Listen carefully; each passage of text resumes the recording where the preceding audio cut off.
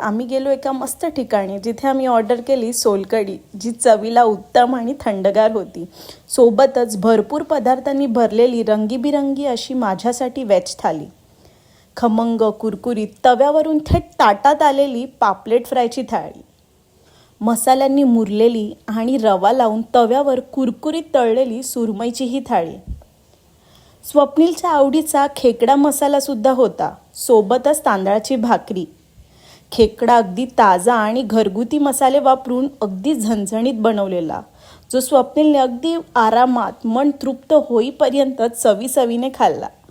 सोबतच आम्ही कोळंबी मसाला, कोळंबी रवा फ्राय सुद्धा मागवलेलं आणि सर्व मिळून मस्तपैकी या जेवणाचा आस्वाद घेत होतो. इथं नॉनव्हेज खाणाऱ्यांची उत्तम सोय आहेच, पण त्यासोबत व्हेजसुद्धा तितकंच चविष्ट आणि मन भरेल असं होतं. तुम्ही कधी अलिबागला गेला तर अस्सल कोकणी पारंपरिक चव अनुभवण्यासाठी सन्मान या अलिबागमधील प्रसिद्ध रेस्टॉरंटला नक्की जा.